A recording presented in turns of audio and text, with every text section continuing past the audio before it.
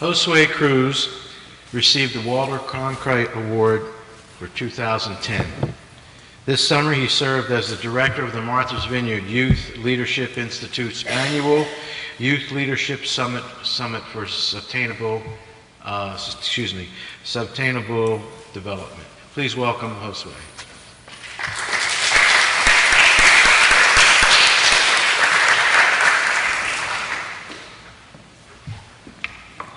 Good evening, everyone.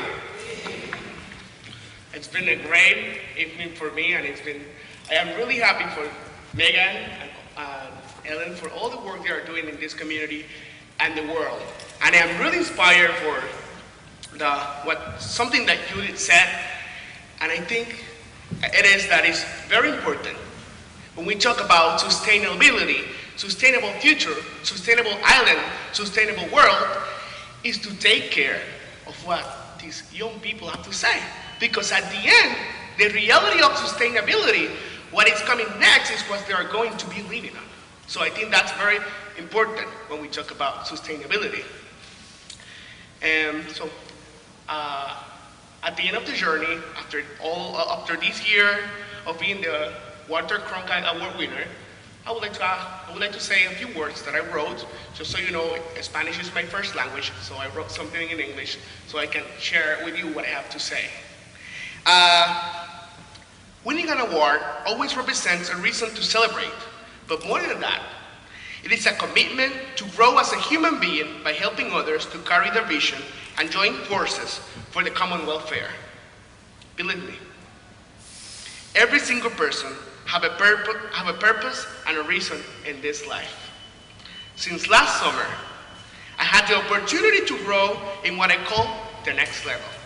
That level where you realize that your mission is to honor the legacy of people that were here before you, and they also grew up to make this world a better place for you and for me. Being the Walter Cronkite Award winner under any circumstances made me feel different to the people around me. But I realized that since that moment, I was carrying the legacy of a man of changes that defeated those ideas that others would never have defeated. A man that today represents the image of a responsible and human journalism. I can proudly say that many have been the accomplishments I have done since winning these awards. Some of them in my personal life, like being accepted in the most prestigious law school of Puerto Rico and being nominated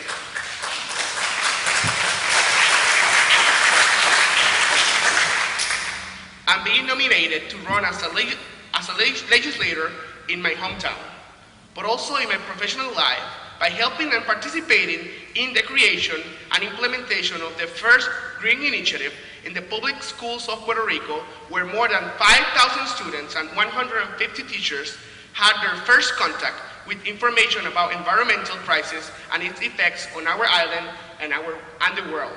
Also, we created more than 100 school gardens through the country so our kids learn about producing their own healthy and environmental friendly food. Definitely, these awards have been a door-opening experience, and I hope that this year's award winners take advantage of this opportunity to make positive things in their lives and communities. Walter Cronkite is an icon of the highest standards of freedom and democracy and equality. Yes, equality. How could I imagine myself standing here in front of all of you on Martha's Vineyard in this beautiful building? How could I imagine this guy from a poor family belonging to a social minority saying these things I'm telling to you today? This goes against the rules of logic. Ladies and gentlemen, these things doesn't occur without a reason. This happens because in this world, there are people like Mary Alane that decided to leave everything behind to do the things that need to be done and give the hope of a better tomorrow for our youth. And the work have not been one-sided. There have been many moments of sacrifice and tough decisions, but also full of great rewards. Today, more than ever,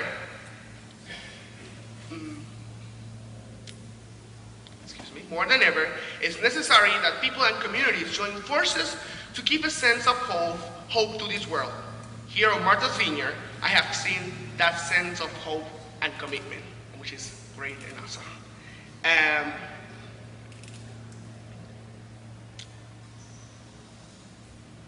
I still remember the first day that I landed in this piece of paradise.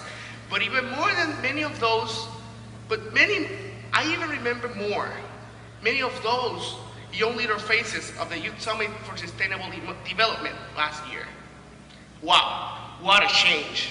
Not necessarily in size, they are bigger now, but as individuals, I still remember seeing two beautiful and child faces of Jamaican girls residents on the vineyard. They barely could transmit their light of their spirits. But listen to me. It was only for the first hours of the summit, because after the first day, these ladies discovered their potential, their north, and purpose. There was a place for them to head up. They know where they are going, and I want to make an apart to say, or just to ask for an applause for these girls, especially Amoy and Shana, that are going to a fourth-year college. Doesn't matter if somebody tells them where they were not able to go. And you know what? I'm really proud that you are breaking all the rules of logic. Go ahead with what you're doing. I feel that something great is going on in your life and be silent. But this is not the end of the story.